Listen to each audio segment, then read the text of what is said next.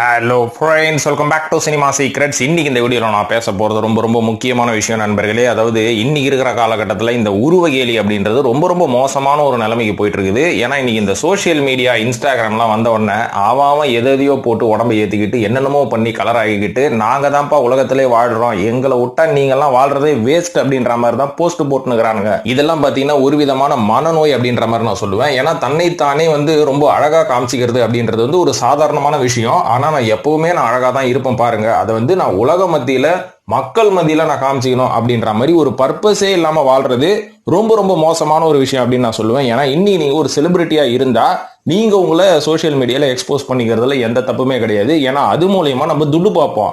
ஆனா நம்ம செலிபிரிட்டியும் கிடையாது, ஒண்ணுமே கிடையாது. நம்ம ஏதோ ஒரு கம்பெனில வேலை செஞ்சு அதுல வர காசை ஃபுல்லா நம்மளோட அப்பியரன்ஸுக்கு செலவு பண்ணி சோசியல் மீடியா மூலமா ஃபாலோவர்ஸ் பிடிக்கிறேன் அப்படின்றீங்க பாத்தீங்களா. இது ஒரு சாதாரணமான நிலைமையில இருந்தா பரவாயில்ல. ஆனா உங்களுக்கு ஃபாலோவர்ஸ் ஏற உங்களுக்கு பிரஷரும் ஏறும். அது மூலயமா இன்ஸ்டாகிராம் மூலயமா நீங்க எவ்வளவு வருமானம் சம்பாதிக்கிறீங்க அப்படின்னு பாத்தீங்கன்னா அதுதான் கிடையவே கிடையாது. ஏன்னா நீங்க செலவு பண்றதோட நீங்க சம்பாதிக்கிற காசு ரொம்ப கம்மியா இருக்கும். இது ஒரு வித மனநோயை கிரியேட் பண்றது மட்டும் இல்லாம இன்னி இருக்கிற காலகட்டத்தில் இந்த இன்ஸ்டாகிராம்ல இருக்கிறவங்க மாதிரி தான் நம்ம இருக்கணும், இல்லைன்னா நம்ம வாழ்றதே வேஸ்ட் அப்படின்ற மாதிரி ஒரு சில இக்கட்டான சூழ்நிலையில இன்னைக்கு பல பேர் மாட்டிக்கிட்டாங்க.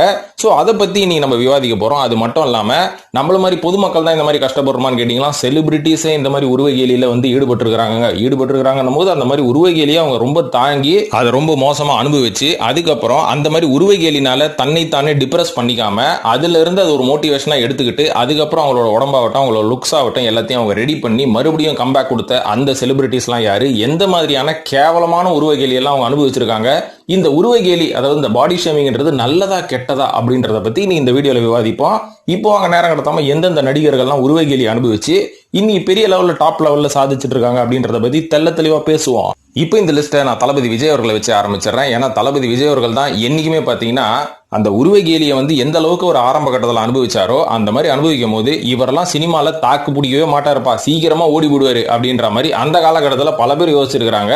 ஏன்னா அவரோட திருமலை படம் வரத்துக்கு முன்னாடி வரைக்கும் தளபதி விஜய் அவர்களுக்கு உருவகேலின்றது எந்த காலகட்டத்திலும் இருந்தது அப்படின்னு சொன்னா உங்களால நம்ப முடியுமா? ஏன்னா நானே 90s கிட்ஸ் தான். அவர் திருமலை படம் நடிக்கிறதுக்கு முன்னாடி வரைக்கும் என்னங்க இவன் ஒரு மாறி இருக்கிறான், சரியாவே பண்ண மாட்டான், அஜித் இன்னும் அழகாகிறாரு, இவன் ஏன் இப்படிங்கிறான் அப்படின்ற மாதிரி என் காது படவே நிறைய ரசிகர்கள் பேசியிருக்காங்க அந்த காலகட்டத்தில். அது மட்டும் இல்லாம என்னங்க டான்ஸ் ஆட சொன்னா தனியா ஆடிக்கிட்டு இருக்கிறான், இந்த மாதிரியான விமர்சனம் எல்லாம் தளபதி விஜய் அவர்களுக்கு அந்த காலகட்டத்தில் வந்திருக்கு. கண்டிப்பா 90s கிட்ஸுக்கு நான் இப்போ சொல்ல போற விஷயத்தை கேட்டா கண்டிப்பா உங்களுக்கு ஞாபகம் வந்திருக்கும் இல்லைங்களா? கண்டிப்பா இந்த வீடியோ ஒரு 90s கிட்ஸ் பார்த்துருந்தா ஆமாங்க அந்த காலகட்டத்தில் விஜய் இப்படிதாங்க கலாச்சுன்னு இருந்தாங்க. ஆனா திருமலைக்கு அப்புறமா ஒரு பெரிய டிரான்ஸ்ஃபர்மேஷன் கொண்டு வந்தாரு. இதெல்லாம் பேசும்போது நீ தளபதி விஜயோட ரசிகர் தானே, முட்டு கொடுத்து பேசாதன்னுவீங்க. அதெல்லாம் முட்டு கொடுத்து பேசல. இதுல அஜித்தை பத்தியும் நான் பேச போறேன், இதுக்கப்புறம் சூர்யாவை பத்தியும் பேச போறேன். சோ தளபதி விஜய் அவர்களுக்கு நாளைய திருப்புல இருந்து அவர் திருமலை நடிக்கிறதுக்கு முன்னாடி வரைக்கும் அவருக்கு உருவகேலின்றது ரொம்ப சகஜமா போய், ஆனா அந்த உருவகேலியை வச்சு அவர் என்ன பண்ணாருன்னு பாத்தீங்கன்னா ஆரம்பத்துல ரொம்ப கவலைப்பட்டிருக்காருங்க. ஏன்னா ஒரு பெரிய பத்திரிகையை இவரை பத்தி என்ன எழுதினாங்கன்னா தகரடபா மூஞ்சி மாதிரி ஒரு ஹீரோ வந்துட்டான். அதாவது அன்னைக்கு ஒரு இளைஞர்களுக்கு மத்தியில ஒரு இளைஞரான ஒரு ஹீரோ ஒரு இல்லைன்னு சொல்லி தமிழ் சினிமால ஒரு வெற்றிடம் இருந்தது. அதை விஜய் அவர்கள் தான் நிரப்ப போறாரு அப்படின்ன உடனே பயங்கரமா கலாய்க்க ஆரம்பிச்சிட்டாங்க. ஆனா விஜய் அவர்கள் அதுக்காக தோண்டு போல, ஆனா பயங்கரமா எழுதிருக்காரு. அவரோட ஃப்ரெண்டு சஞ்சீவ் கிட்ட எல்லாம் சொல்லி எழுதுகிறாராம். விஜய் பேசிக்கலி இந்த இன்ட்ரோவர்ட் அப்படின்ற மாதிரி ஒரு கேரக்டருங்க, யாருக்கிட்டையும் பெருசா பேசிக்கிற மாதிரி ஒரு கேரக்டர் கிடையாது. சின்னதா ஒரு சின்ன ஒரு சர்க்கிள், ஃப்ரெண்ட் சர்க்கிள், அதுக்குள்ள பேசிக்கிட்டு ஜாலியா இருக்கிற ஆள் தான். அவரோட கஷ்ட நஷ்டம் எல்லாமே அந்த ஒரு 4 ஃப்ரெண்ட்ஸுக்கு மட்டும் தான் தெரியும். அதனால தான் இன்னைக்கு அந்த 4 ஃப்ரெண்ட்ஸோட அவர் கனெக்டடா இருக்காரு அப்படின்ற மாதிரி சொல்றாங்க. ஸோ அவரோட கஷ்டங்கள் எல்லாமே அந்த ஃப்ரெண்ட்ஸ் கிட்ட பகிர்ந்துருக்காரு. இருந்தாலும் அவர் பிடிச்சது என்னன்னு பாத்தீங்கன்னா என்னோட உருவத்தை வச்சு தானே நீங்க கலாய்க்கிறீங்க, ஆனா இதே உருவத்தை நாளைக்கு தமிழ் சினிமாவே கொண்டாடும் அப்படின்ற அளவுக்கு நான் மாத்தி காமிக்கிறேன் அப்படின்னு சொல்லி அவர் ஆரம்பத்துல டிரான்ஸ்ஃபர்மேஷன் கொஞ்சமா பண்ணிட்டு வந்து இன்னைக்கு தளபதி விஜய் அவர்கள் தான் நம்பர் 1 ஸ்டார் தமிழ் சினிமால அப்படின்ற அளவுக்கு அவரோட பேர் வாங்கியிருக்கிறாரு. இதுக்கு முக்கியமான காரணமே என்னன்னு பாத்தீங்கன்னா அவருக்கு அந்த உருவகேலியை அவர் டிமோட்டிவேஷனா எடுத்துக்கிட்டு தன்னைத்தானே தாழ்த்தி கொள்ளாமல் நான் அதை ஓவர் கம் பண்ணி வரம்பாரு, என்னோட டேலண்ட் மூலயமா நான் வரம்பாரு, என்னோட ரசிகர்கள் பட்டாளத்தின் மூலயமாக நான் வரம்பாரு அப்படின்னு அவர் சேலஞ்சிங்கா எடுத்து பண்ணதுதான். அதனால பாடி ஷேமிங்ன்றது என்னைக்குமே ஏற்றுக்கொள்ளப்படாததுதான். ஆனா அதை பாசிட்டிவா எடுத்துக்கிட்டாரு தளபதி விஜய் அவர்கள். இதே மாதிரி அடுத்ததா இரண்டாவதா நான் சூர்யா அவர்களை பத்தி சொல்லணும். ஏன்னா சூர்யா அவர்கள் எவ்வளவு சாமிங்கான ஒரு ஹீரோ அப்படின்றது ஆரம்ப கட்டத்துல இருந்தே தெரியும். அவரோட சாமிங் லுக்கை பார்த்து தான் மணிரத்னமே ஆரம்பத்துல அவரோட படத்துல நடிக்கிறதுக்கு கூப்பிட்டாரு. ஆனா அவரோட டைரக்ஷன்ல, மணிரத்னத்தோட டைரக்ஷன்ல நம்ம சூர்யா அவர்கள் ஆரம்பத்துல நடிக்கல.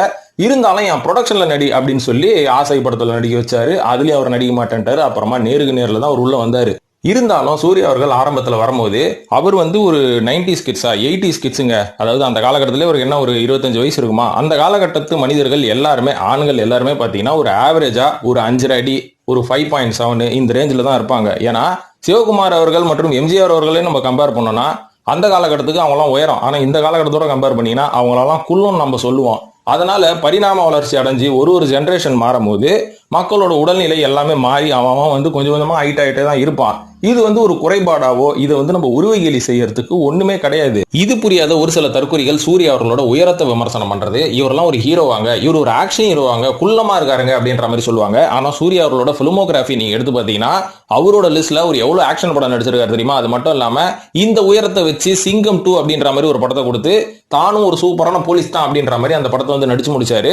அந்த வருஷத்துல சிங்கம் 2 தான் ஹையஸ்ட் கிராசிங் பிலிம் அப்படின்ற மாதிரி சொல்றாங்க. இந்த படத்தை பார்த்து ஏகப்பட்ட இளைஞர்கள் போலீஸ்ல ஜாயின் பண்ணதாகவும் சொல்லப்படுது. காக்கா காக்கா அப்படின்ற ஒரு படத்தில் நடிச்சாரு, அதுலயும் ஒரு சூப்பரான கமிஷனரா நடிச்சிருப்பாரு.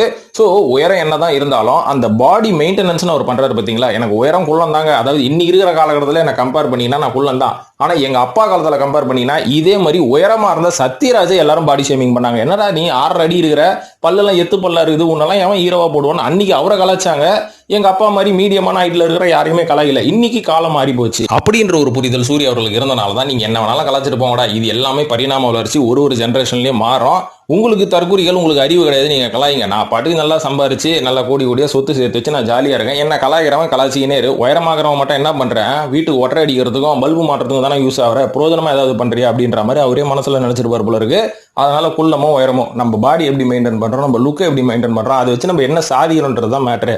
இதே மாதிரி மூன்றாவதா நடிகர் நக்குல் அவர்களை பத்தி சொல்லலாம். இவர் ஒரு பேட்டியில சொன்னதுங்க ரொம்ப இன்ஸ்பைரிங்கா இருந்தது. நான் பாய்ஸ் நடிக்கும் போது பாத்தீங்கன்னா எனக்கு எக்ஸ்பீரியன்ஸே கிடையாதுங்க, இருந்தாலும் என்னோட லுக்கை பார்த்து எடுத்துட்டாங்க.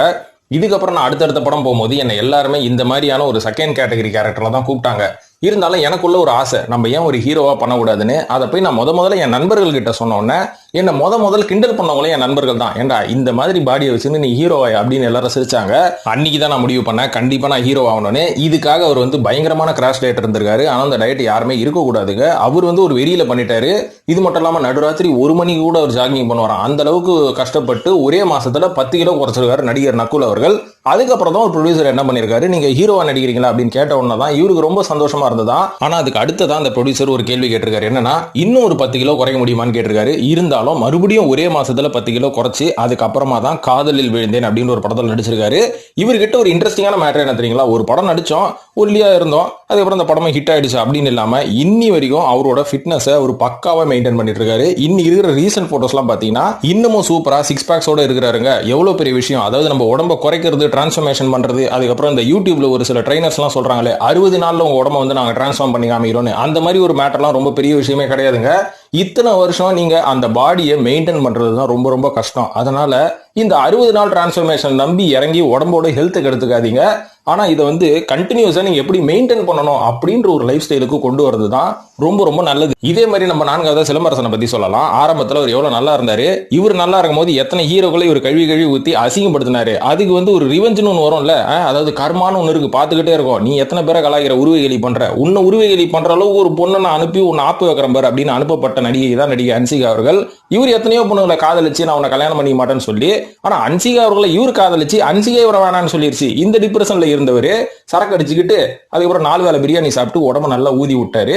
இதுக்கப்புறம் இவர் யார் சொல்லியும் கண்டுக்கல. ஃபேன்ஸ் அது மண்ணாவது, நான் படம் நடிப்பேன், இப்படியே நடிப்பேன், பாக்குறவங்க பாருங்க அப்படின்ற மாதிரி தான் ஒரு காலகட்டம் வரைக்கும் இருந்தாரு. இதுக்கப்புறம் இந்த ஹெல்த் அலாரம்னு ஒன்று இருக்கு பாத்தீங்களா, அந்த அலாரம் என்ன பண்ணோம்னா, நீ ரொம்ப ஓவர் வெயிட் போயினுங்கிற 105 கிலோ வரைக்கும் ஏறிட்ட, இன்னும் கொஞ்ச நாள் போனீங்கன்னா நானே உன் ஆர்ட்டை பம்ப் பண்ணி விட்டுருவேன், அதுக்கப்புறம் நீ காலி தான் அப்படின்ற மாதிரி டாக்டருங்கெல்லாம் சொன்னதுக்கு அப்புறம் தான் ஐயோ நம்ம ஹெல்த் போச்சு, இனிமேல் நம்ம டிரான்ஸ்ஃபார்ம் பண்ணலன்னா நம்ம ஒரு ஆள் உலகத்துல இருக்க மாட்டோம்னு சொல்லி பண்ண டிரான்ஸ்ஃபர்மேஷன் தான் அந்த ஆத்மன் டிரான்ஸ்ஃபர்மேஷன் அப்படின்றாங்க. ஸோ இதெல்லாம் வந்து ரசிகர்களுக்காகலாம் ஒன்றும் பண்ணல, இவருக்கு பிபி ஊதிடுவாங்க அப்படின்ற ஒரு காரணம் தான் அப்படின்னு சொல்லலாம். இருந்தாலும் இது ஒரு பாராட்டத்தக்க ஒரு டிரான்ஸ்ஃபர்மேஷன் தான் அப்படின்னு நான் சொல்லுவேன். ஏன்னா 105 கிலோல இருந்து கிட்டத்தட்ட 70 கிலோ வருது அப்படின்றது ஒரு சாத்தியமான விஷயமே கிடையாதுங்க. அதுவும் ஒரு செலிபிரிட்டி லைஃப்ல அவங்களுக்கு இருக்கிற அந்த பிஸி ஸ்கெடியூல்ல அவங்க வந்து ஊர் ஃபுல்லாக சுற்றிக்கிட்டு இருக்கணும், கண்ட இடத்துல சாப்பிடணும், கண்ட இடத்துல குளிக்கணும், இப்படின்ற மாதிரி ஒரு லைஃப் ஸ்டைலில் அவங்க உடம்பை குறைக்கிறதுன்றது சாதாரணமான ஒரு மேட்டரே கிடையாது. சிம்பு அவர்கள் சாதித்து காட்டியிருக்கிறார். அதனால சிம்பு அவர்களோட லைஃப் ஸ்டைல் மாதிரி இருக்கணும் அப்படின்ற மாதிரி சத்தியமா நினைக்காதீங்க.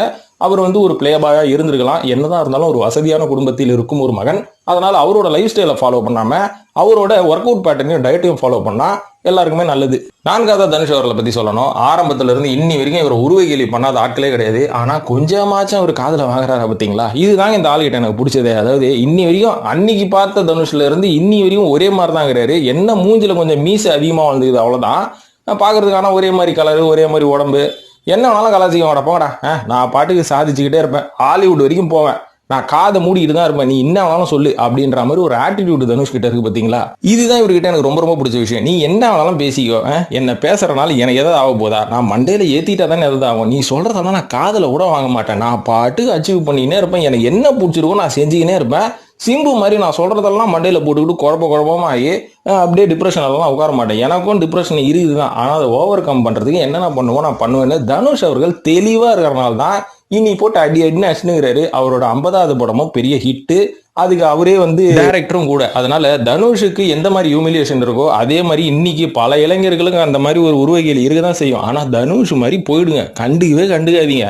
நான் பெரிய பெரிய அச்சீவ்மெண்ட்ஸ் பண்ணி என்னை கலாய்க்கிறவன் எல்லாரையும் வைரறிய வைப்பேன் அப்படின்ற மாதிரி பண்ணுங்க. அதுதான் நம்மளோட பாசிட்டிவிட்டி. இதே மாதிரி அஜித் அவர்களோட சொல்லலாம். ஆரம்பத்தில் அஜித் என்ன சொன்னாங்க, ரொம்ப அழகா இருக்கிறாருங்க, சாமிங்கான ஹீரோங்க, என்ன மாதிரி ஒரு ஹீரோ அப்படின்னு அவன் வைத்தறிச்சல் பட்டு திஷ்டி வச்சு இந்த ஆளோட முதுகெலும்பை வச்சு விட்டானுங்க. இந்த ஆள் பாட்டுக்கு சினிமாக்கு எதுக்கு வந்தேன், எனக்கு பைக் ரேசிங் மேல ஆசை, பைக் மெக்கானிசம் மேல ஆசை, ஆனா அதுக்கு ஸ்டார்ட் பண்றதுக்கு காசு இல்லை, சரி மாடலிங் போனா கொஞ்சம் காசு கிடைக்குதுன்னு சொல்லி தானே சினிமா உள்ள வந்தேன். ஆனா என்ன ஆன் ஸ்கிரீன்ல பார்த்துட்டு அவன் சூப்பராகிறேன்னு சொல்றது மட்டும் இல்லாம இவனை தமிழ் சினிமால வளர விட்டா என் பையன் வளர மாட்டானே, என் சொந்தக்கார பையன் வளர மாட்டானே அப்படின்னு இருக்கிற காம்படிஷன்லயே என்ன காலி பண்ண பார்த்தானுங்க. இவங்களோட வைத்தறிச்சல்ல தான் நான் ஒரு பைக் ரேசிங் போகும்போது என் முதுகெலும்பு வஞ்சி போய் நான் இன்னி வரைக்கும் ட்ரீட்மெண்ட்லயே இருக்கிறேன். இது ட்ரீட்மெண்ட்ல இருந்தா கூட பரவாயில்லைங்க, கொஞ்சமா அவர் எடுத்த ஸ்டெராய்ட்ஸும் அவரோட மருந்தும் அவரோட உருவத்தை எப்படி மாத்திருச்சு அப்படின்றது நம்ம எல்லாருக்குமே தெரியும். ஆனா என்னதான் உருவகேலி அவரை செய்யப்பட்டாலும் நீ முடி நரைச்சு போய் என்ன கிழவன் நீங்க சொல்லுவீங்க, என் உருவகேலியை பார்த்து என் உடம்பை பார்த்து நீங்க குண்டாகிறேன் தொப்பையாகிறேன் அப்படின்னு சொல்லுவீங்க. இருந்தாலும் நீங்க எப்பேற்பட்ட கேரக்டர் கொடுத்தாலும் அந்த கேரக்டருக்கு ஃபிக்ஸ் ஆகிற மாதிரி நான் என் உடம்பை ஷூட்டிங்க்கு முன்னாடி ரெடி பண்ணிடுவேன். அதாவது அஜித் அவர்களோட ஸ்டைல் என்னன்னு பாத்தீங்கன்னா, வீட்டில் எப்படி இருக்கிறாரோ அப்படியே ஷூட்டிங் ஸ்பாட்ல வந்து நிக்க மாட்டாருங்க. ஒரு படம் வரத்துக்கு முன்னாடி, அந்த படத்தோட ஷூட்டிங் ஆரம்பிக்கிறதுக்கு ஒரு 1.5 மாசத்துக்கு முன்னாடியோ 2 மாசத்துக்கு முன்னாடியோ அந்த இயக்குனர் ஷூட்டிங் டேட்டை சொன்ன உடனே அந்த 2 மாசத்துல உடம்பு ரெடி பண்ணிடுவாராம். ரெடி பண்ணிட்டு அந்த ஷூட்டிங் முடிகிற வரைக்கும் கரெக்டா அந்த டயட், கரெக்டா அந்த ஒர்க் அவுட்ல தான் இருப்பாராம். ஷூட்டிங் முடிஞ்சு போனதுக்கு அப்புறம் அவரோட ரெஸ்ட் பீரியட் வரும்ல, அப்போ அவர் ஆஸ் யூசுவலா அவர் என்னென்ன சாப்பிடணும், எப்படி ரெஸ்ட் எடுக்கணும் இருக்கிறனால தான் அவர் ஆஃப் ஸ்கிரீன்ல பார்க்கும்போது ரொம்ப சாதாரணமா இருப்பாரு, பார்க்கறதுக்கு ரொம்பவே உடம்பு போட்டிருக்கோம், ரொம்ப கொழுகொழுன்னு தான் இருப்பாரு. ஆனா படத்துல பார்க்கும்போது கொஞ்சம் சிக்கா தான் இருப்பாரு அவரு. ஸோ அதுக்கு காரணமே அஜித் அவர்கள் அவரோட ஷூட்டிங்னு வரும்போது அவர் உடம்பை ரெடி பண்ணிடுவாரு. மற்ற டைம்ல நான் எப்படி இருந்தா எனக்கு என்ன, ஸ்கிரீன்ல பார்க்கும்போது நான் நல்லா இருக்கணும் அவ்வளவுதானே அப்படின்ற மாதிரி ஒரு தெளிவு அஜித் அவர்கள் கிட்ட இருக்கு. அதனால நீங்க உடம்பு குண்டா இருக்கிறீங்க, ஒல்லியா இருக்கிறீங்க அப்படின்றதெல்லாம் மேட்டர் இல்லைங்க, ஹெல்த்தியா இருக்கிறீங்களா அப்படின்றது தான் மேட்ரு. நீங்க அப்பப்போ உங்க ஹெல்த் செக்அப் பண்ணிக்கோங்க. நீங்க குண்டா இருக்கிறேன் அப்படின்னு எவனாவது கலாச்சானா முதல்ல நான் ஹெல்த்தியா இருக்கிறேன்னு பாருங்க. ஹெல்த்தியா இருந்தும் உடல் பருமனா இருந்ததுன்னா கவலையே படாதீங்க, எவனா சொல்லிட்டு போங்கடா வெண்ணைகள் அப்படின்ற மாதிரி விட்டுருங்க. இருந்தாலும் நீங்க ஹெல்த் செக்அப் பண்றது மிக மிக அவசியம். ஏன்னா நீங்க ஒபிசா இருக்கிறீங்க அப்படின்னு நீங்க ஃபீல் பண்ணி உங்களோட பிரீத்திங்ல ஒரு சில விஷயங்கள், ஒரு சில டிஃபரன்ஸ் நீங்க பார்த்தாலோ உடனடியா டாக்டர் போய் செக் பண்ணி உங்க ஹெல்த் செக்கை நீங்க பண்ணுங்க. பண்ணும்போது நீங்க உடல் பருமனா இருக்கீங்க ஆனா உங்க ஹெல்த்துக்கு எந்த ப்ராப்ளமும் இல்லை அப்படின்னு சொன்னா நீங்க ரொம்ப சந்தோஷமா இருக்கலாம். ஆனா இந்த உடல் பருமனால உங்களுக்கு நிறைய ப்ராப்ளம்ஸ் வரும் அப்படின்னா கண்டிப்பா நீங்க ஒரு ஐடியல் வெயிட்டுக்கு வந்தே தான் ஆகணும். அதனால இந்த பாடி ஷேமிங்ன்றது நல்லதா கெட்டதா அப்படின்னு என்ன கேட்டீங்கன்னா, பாடி ஷேமிங்ன்றது எப்பவுமே ஒரு தவறான விஷயம் தான். ஏன்னா அதை எடுத்துக்கக்கூடிய மனநிலையில இன்னைக்கு எத்தனை பேர் இருக்காங்க அப்படின்ற மாதிரி நம்ம சொல்ல முடியாது. ஏன்னா இப்ப நம்மள ஒருத்தர் உருவ கேலி பண்றாரு அப்படின்னும் போது நம்மள பல பேர் 90% அதை பர்சனலா எடுத்துக்கிட்டு டிப்ரெஷன் மோட்ல போயிட்டு நம்ம என்ன பண்ணுவோம், நம்மளே தாழ்த்திக்கிட்டு ஒரு டிமோட்டிவேட் ஆயிட்டு நம்ம வீட்டை விட்டு வெளில வர மாட்டோம். ஆனா அதை பாசிட்டிவா எடுத்துக்கிறவங்க தான் இன்னைக்கு பெரிய லெவல்ல சாதிச்சுட்டு இருக்காங்க அப்படின்றத எல்லாருமே புரிஞ்சுக்கணும். ஏன்னா இன்னைக்கு இருக்கிற காலகட்டத்தில் உருவகேலி பண்றவன நம்மளால தடுக்கவே முடியாது, அதுக்கு எதிர்த்து நம்ம போராடவும் முடியாது. ஏன்னா எல்லாரோட மனநிலையிலும் இப்படி ஒரு சின்ன ஒரு தப்பான ஒரு புரிதல் இருக்கு அப்படின்றத நம்ம எல்லாரும் தெரிஞ்சுக்கணும். அதை திருத்தணும் அப்படின்னு நம்ம நினைக்க கூடாது. ஆனா இந்த உருவகேலி ஒருத்தன் பண்றானா அப்படின்னும் போது நம்ம எப்படி எடுத்துக்கணும்னா, முதல் நம்மள ஒருத்தன் பண்றான், நம்மளோட உருவத்தை வச்சு பண்றான், நம்ம வெயிட் அதிகமா இருக்கும்னு பண்றான், நம்ம ஒல்லியா இருக்கும்னு பண்றான், நம்ம கருப்பா இருக்கும்னு பண்றான், நம்ம சிவப்பா இருக்கும் பண்றான் அப்படின்னு நம்மள ஒருத்தன் பண்ணும்போது முதல் அவன் பண்றது கரெக்டா இல்லையா அவன் பண்றதுக்கான மிஸ்டேக்ஸ் நம்மளால தான் வந்தது அப்படின்றத ஃபர்ஸ்ட் நீங்க புரிஞ்சுக்கணும். உதாரணத்துக்கு உங்க நிறத்தை வச்சு ஒருத்தன் உருவ கேலி பண்றானா அதுக்கான தப்பு உங்களது கிடையாது, உங்களோட ஜெனட்டிக்ஸ். அப்ப நீங்க என்ன பண்ணணும், நீ சொன்னா சொல்லிட்டு போடா, எங்க அப்பாவும் கருப்பா தான் இருப்பாரு, நானும் கருப்பா தான் இருப்பேன், அதனால நீ என் நிறத்தை வச்சு கலாய்க்காத அப்படின்னு அவனை போட்டு தூக்கி போட்டுட்டு நீங்க ஒரு பெரிய லெவல்ல சாதனை பண்ணீங்கன்னா உங்க கூடயே வந்து செல்ஃபி எடுக்கிற அளவுக்கு அவன் வந்து நிப்பான். உதாரணத்துக்கு யோகி பாபு அவர்கள் ஆரம்பத்தில் எவ்வளவு பேர் கலாச்சிருப்பாங்க, அவர் கூட நிக்கிறதுக்கே அவன் தாங்கியிருப்பான். இன்னைக்கு யோகி பாபு ரோட்ல பார்த்தா செல்ஃபி எடுக்காத ஆட்களே கிடையாது. இதுதான் சாதனை. இதே மாதிரி உங்களை ஒருத்தன் குண்டா இருக்குன்னு சொல்றானா அதுவும் நீங்க ஜெனட்டிக்கலா உண்மையாவே குண்டா தான் இருக்கீங்களா அப்படின்றத முதல்ல நீங்க செக் பண்ணிக்கணும். இல்ல நான் ஓவர் ஈட் பண்றதுனால தான் நான் ஒபீஸா இருக்கிறேன் அப்படின்னா நீங்க பண்ண வேண்டியது உடனே ஓவர் ஈட் பண்றதை ஸ்டாப் பண்ணி உங்க உடம்பு ரெடி பண்ணணும். ஸோ அதனால இந்த பாடி ஷேமிங்ன்றது பல பேர் டிப்ரெஷன்ல தள்ளினாலும் இந்த பாடி ஷேமிங்கை பாசிட்டிவா எடுத்துக்கிட்டு சாதிக்கணும் அப்படின்ற ஒரு மைண்ட் செட்டு உங்களுக்கு வர வச்சா மட்டும்தான் இன்னைக்கு இருக்கிற சொசைட்டில நம்மளால வாழ முடியும். ஏன்னா இன்னைக்கு இருக்கிற காலகட்டத்தில் இன்ஸ்டாகிராம்ல இருக்கிறவன் மட்டும் தான்டா அழக, மற்றவன் எல்லாமே அசிங்கமாகறான் அப்படின்ற மாதிரி தான் மக்களோட மனநிலை ரொம்ப மோசமான ஒரு ஸ்டேஜுக்கு போய் நிக்குது. இவனுங்களெல்லாம் திருத்தணும் அப்படின்றது நம்ம வேலையும் கிடையாது. இந்த இன்ஸ்டாகிராம்ல இருக்கிற இன்ஃபுளுசர்ஸ் மாதிரி நம்மளும் வந்து போட்டோஷாப் பண்ணி மாறணுன்ற ஒரு அவசியமும் நம்மளுக்கு கிடையவே கிடையாது. நம்ம எப்படி இருக்குமோ அப்படி இருக்கலாம், ஆனா நம்ம ஹெல்த்தியா இருந்தாலே பாக்குறதுக்கு அவ்வளவு நல்லா இருப்போன்றது நம்மளுக்கு நல்லா தெரிஞ்சுக்கணும், நம்ம அதை நல்லா புரிஞ்சுக்கணும். அதனால இந்த உருவகேலியை பார்த்து என்னையுமே தோண்டு போடாதீங்க, கண்டுக்காதீங்க. உருவகேலி பண்றவங்க எல்லாருமே தற்கொலை அப்படின்ற மாதிரி ஒரு மனநிலை வர வச்சு அவங்கள தூக்கி போட்டு ஹெல்த்தியா இருங்க, வாழ்க்கையில சக்சஸ்ஃபுல்லா இருங்க அப்படின்னு சொல்லி இந்த வீடியோ முடிச்சுக்கிறேன் நண்பர்களே. ஸோ இந்த வீடியோ பார்த்ததுக்கு நன்றி. இன்னும் இந்த மாதிரி சினிமா சம்பந்தப்பட்ட நிறைய இன்ட்ரெஸ்டிங்கான விஷயங்களை நம்ம சேனல்ல நம்ம பேசணும்னா தொடர்ந்து நம்ம சேனலை ஃபாலோ பண்ணுங்க. மற்றும் என் கூட நேரடியாக நீங்க ஷேர் பண்ணணும்னு நினைச்சீங்கன்னா நம்மளோட இன்ஸ்டாகிராமை ஃபாலோ பண்ணுங்க, என் கூட சேட்ல பேசுங்க. என்னால முடிஞ்ச அளவுக்கு நான் ஆன்சர்ஸ் கொடுக்குறேன். ஸோ நன்றி, வணக்கம்.